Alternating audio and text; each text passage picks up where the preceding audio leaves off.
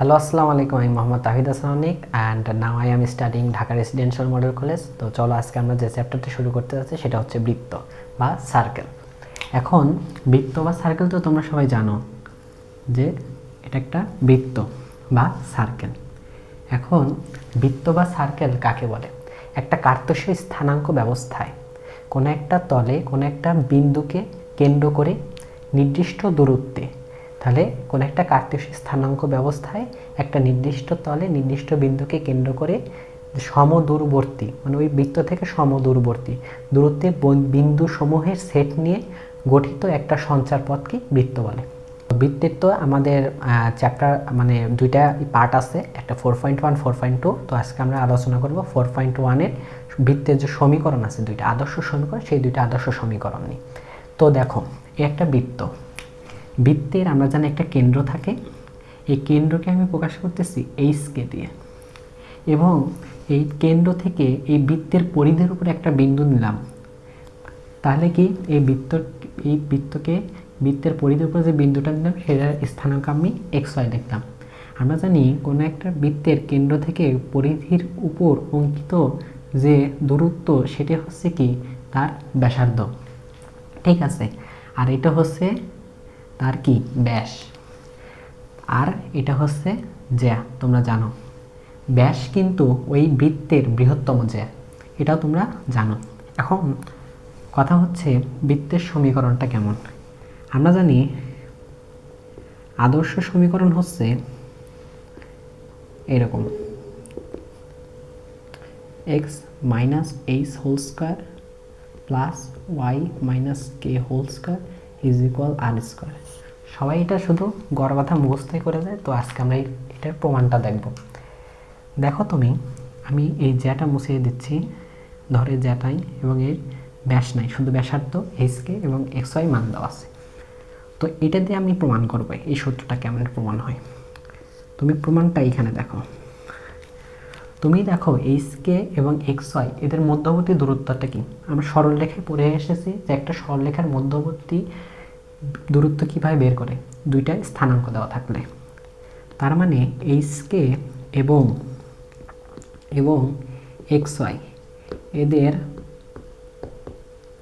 মধ্যবর্তী দূরত্ব, তাহলে এদের মধ্যবর্তী দূরত্বটা কি, ধরো r is equal root over, তাহলে x minus h whole square plus y minus k whole square.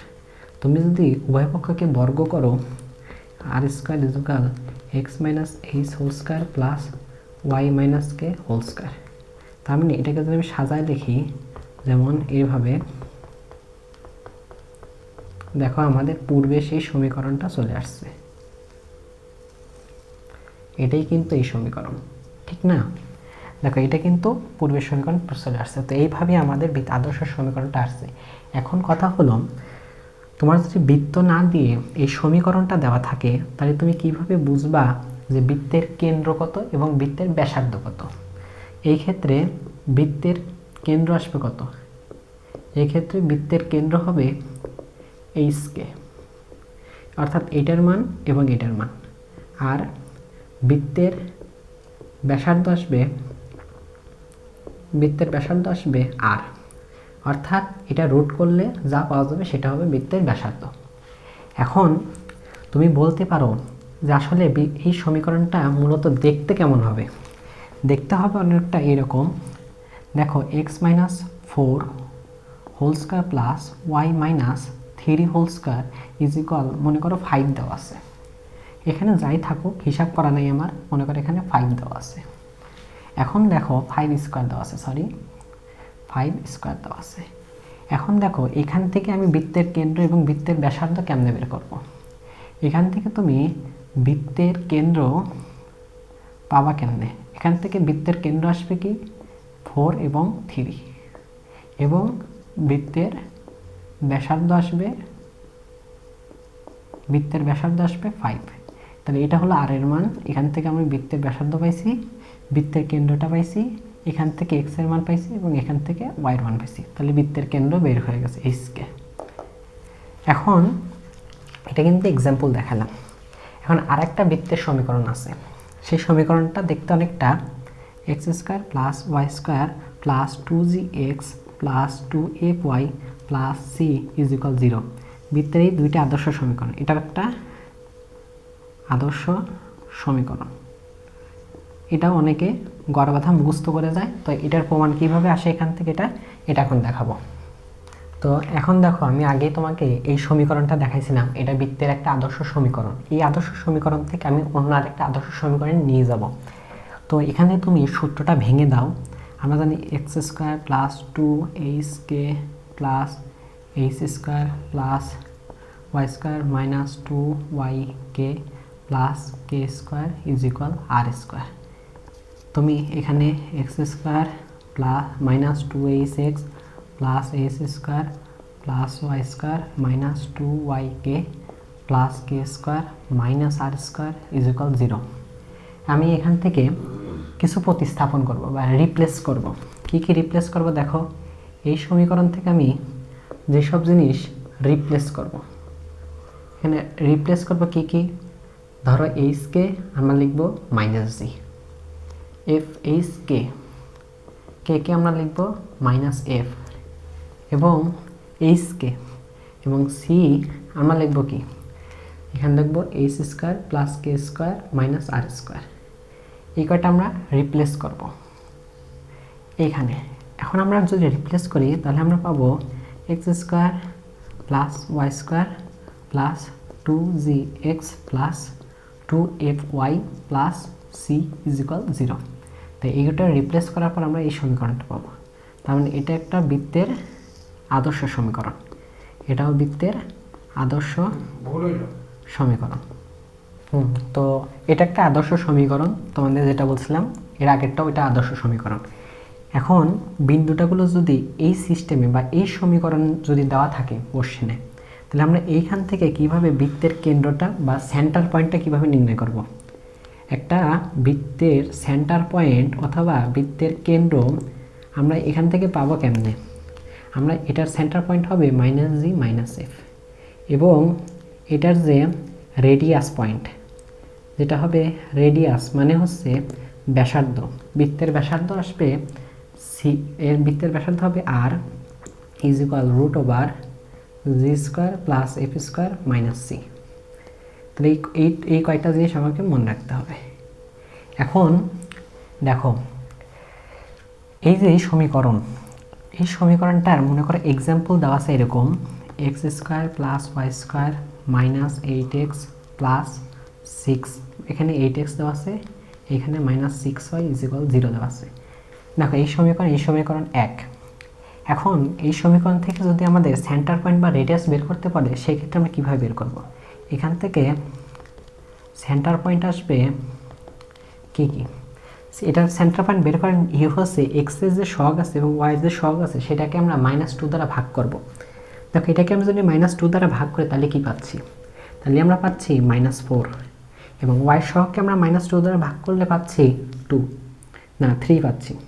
3 পাচ্ছি, এবং এটার যে রেডিয়াস পয়েন্ট হবে বা বৃত্তের যে ব্যাসার্ধ হবে সেটা হবে root over h square plus 3 square.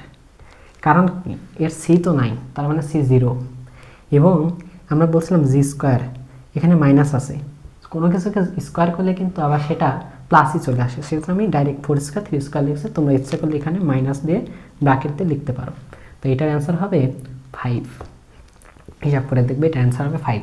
এখন কথা হচ্ছে এই যে আমরা বৃত্তের কেন্দ্র এবং বৃত্তের ব্যাসার্ধ পেলাম, তাহলে এই দুইটা নিয়ে আমরা কিন্তু পূর্বের সেই সমীকরণে আবার ফিরে যাইতে পারি। কেমনে, বৃত্তের কেন্দ্র এবং ব্যাসার্ধ দেওয়া আছে, আমরা জানি আগের ফরম্যাটটা ছিল এরকম, x minus a square plus y minus k whole square is equal r square, এটা তোমরা পড়ছো। এখন এই ধরো বৃত্তের কেন্দ্র এবং এই ব্যাসার্ধটা দেওয়া আছে, এখন আমাদের একটা সমীকরণ নির্ণয় করতে হবে। তো দেখো আমরা সমীকরণ নির্ণয় করব, আমরা বলছি বৃত্তের কেন্দ্র এটা হলো এইচ এবং এটা হলো কে, এটা হলো আর। এখন এখানে আমি বসাই দেবো, তাহলে এটা হবে 4 square plus y minus 3 whole square is equal, এটা হবে 5, তার মানে 5 স্কোয়ার, তাহলে 5 স্কোয়ার। তাহলে আমাদের বৃত্তের দুইটা সমীকরণ এবং দুইটা সমীকরণ থেকে কিভাবে আমরা সেন্টার পয়েন্ট এবং রেডিয়াস পয়েন্ট চালু করব সেটা কিন্তু আমরা এই সমীকরণের মাধ্যমে দেখে ফেলছি। এখন চলো আমরা অন্য একটা জিনিস দেখব। তো আমরা যে জিনিসটা আগে দেখতে চাচ্ছিলাম সেটা হচ্ছে আমরা যে এতটুকু আলোচনা করলাম তার মূল জিনিসটা আছে এটুকুর ভিতরেই। ধরো এই আদর্শ সমীকরণ এটা আমরা প্রমাণ করছি, এটার সেন্টার পয়েন্ট হবে এটা এবং রেডিয়াস পয়েন্ট হবে আর, এবং আদর্শ সমীকরণ 2 এটা দেওয়া আছে এবং এটা সেন্টার পয়েন্ট হবে -g -f এবং রেডিয়াস পয়েন্ট হবে, দুইটারই কিন্তু আমি প্রমাণ দেখাইছি। এখন কোন ক্ষেত্রে আমরা কোন সূত্র অ্যাপ্লাই করব বা কোন সমীকরণে অ্যাপ্লাই করব।